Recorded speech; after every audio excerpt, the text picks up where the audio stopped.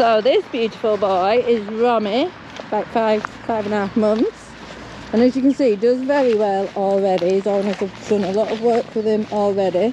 So he's just in for further education. Now what she did say was he will go on one side, see like he's done. Goes on one side and then swaps to the other. So we're going to keep him just on one side. You don't want your dog to dictate which side. It doesn't matter. Oh, it doesn't matter which side you want them, on the left or the right, but you don't want to let them swap sides. You want to keep them on the same side all the time, because what she said was, come on, if there's grass on one side, he'll swap to that. He's just realised now his owner's not with him. Mummy, come on. Oh, good boy, nice. Now what I have noticed as well, these are just things I'm going to comment on as I notice them. So he's on a martingale collar, which I've no issues with martingale collars, but when you pull them tight, can you see the two D-rings touch? They should never touch. So the collar's actually, it needs tightening up. It's too big at the moment, so they do give a little bit, so you have to tighten them up. So the two D-rings should never touch, otherwise it's just a normal collar. Your martingales are so you can give the check, as they call it, which is the little correction, and as you give the correction it applies a little bit of pressure on the neck, but you can see it's not applying any pressure because it's too big, so be careful of that. So what I'm doing, you can see him in the shadow. If you can't see him on camera, look in the shadow. I'm loading my hand up with his little biscuits, and as he's at my hand, I'm what we call drip feeding. Any drops he's not interested in, because the hand is loaded. So every time he comes, we drip feed him. Boy. So this is why it's better to use their food. So this is his dinner. I'm going to try and get some footage while we're away from him. Oh, he's already going up and on. Oh, we're going up and on. Just a minute. You can if you want. Come on then. Come on then. Come on then. Come on. Well, we're going to do this in a minute, but we can do it now. Come on. This way. Good. Come on. Yay! Wow. Super clever. So that was, you see, we hear the whine first. So I can't do it. Yes, you can. So he's naughty for jumping up. So we don't reward jumping up. So what I'm doing, this is lure work. So I've got my hand loaded with treats. Good boy. Good. And I'm just moving around. There's nothing on the lead's just to stop him running away. Come on. Come here. Good boy. Good. Ooh. So you got a little giddy then. And then we'll see if we can lure him into a sit. Good boy. So up and back a little bit. Is he still on camera? I don't know what you can see. That's a little bit of a treat there. So again, I'm loading my hand just with his biscuits. That's his food. Good.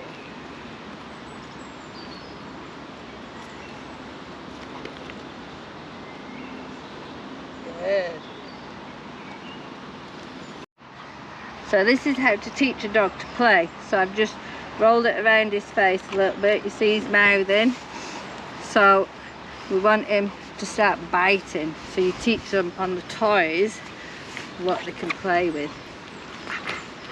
Good. And then of course you have to teach them how to leave things. Good boy.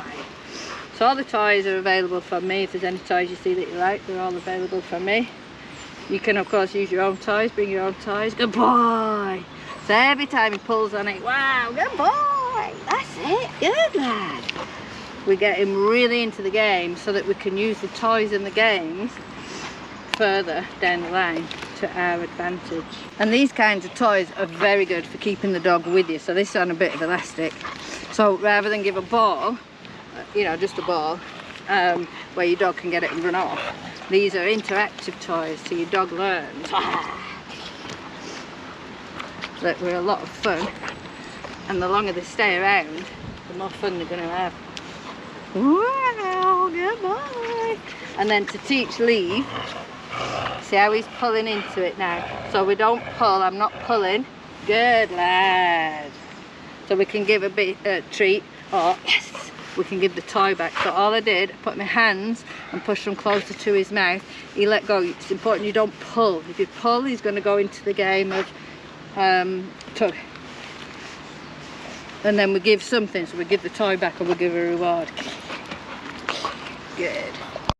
So see if we can demo it with 2 toys, because we've had a few minutes of this and he's enjoying this too. He said move around as well, I'm not staying stood still, you've got to be interested. Good boy. So we swap from one side to the other. Wow. And even this, you can interact.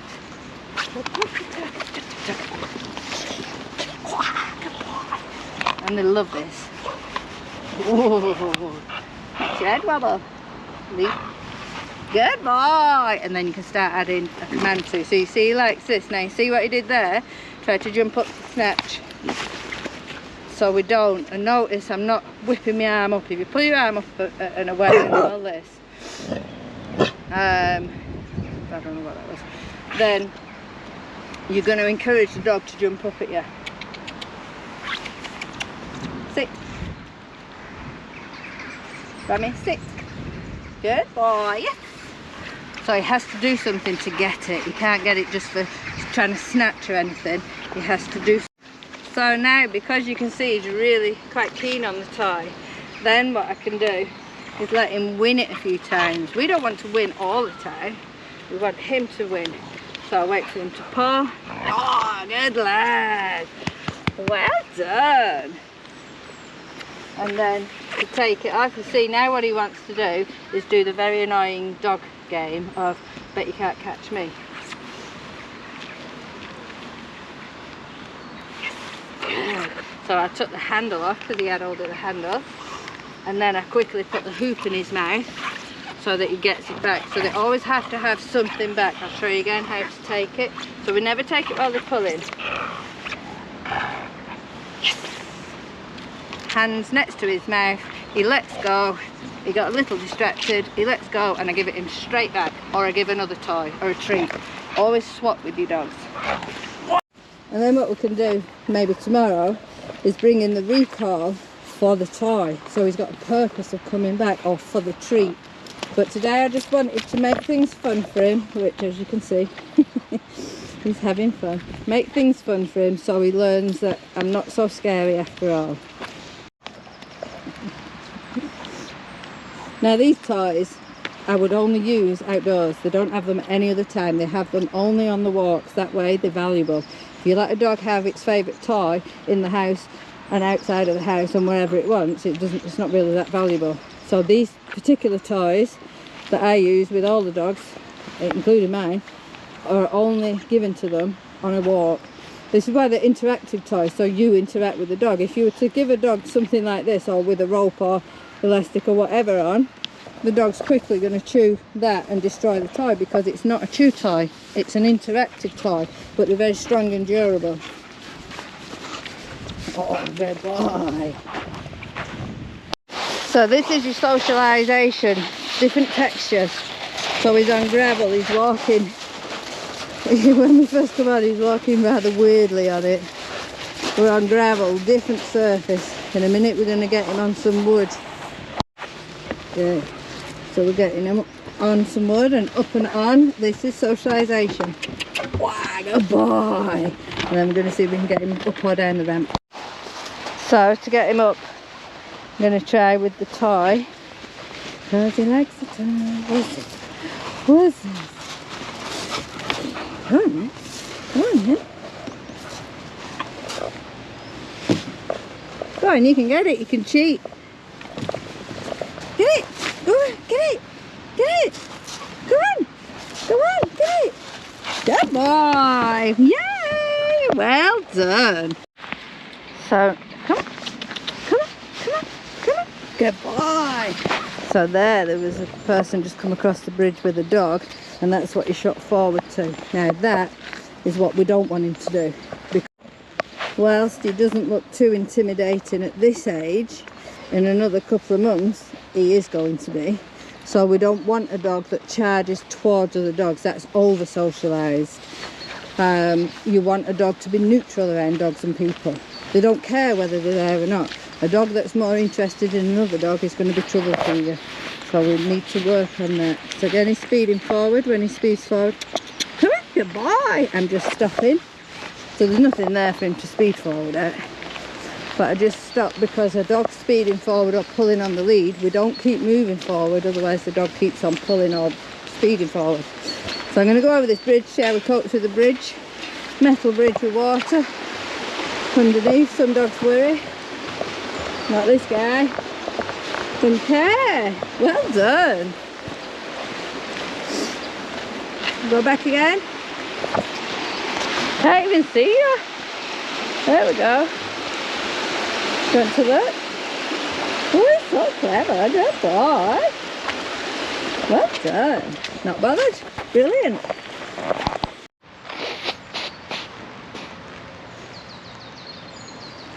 So apparently me blowing my nose is very interesting. He's gonna, I was gonna say, there you go, he's gonna jump up because of the tissue. So no, we don't want that, because you can imagine that's a dog then jumping up at somebody's face, so that's a big no-no. It's the everyday things, such as blowing your nose, putting an umbrella up, wearing a hat, everything like that. That's part of your socialisation.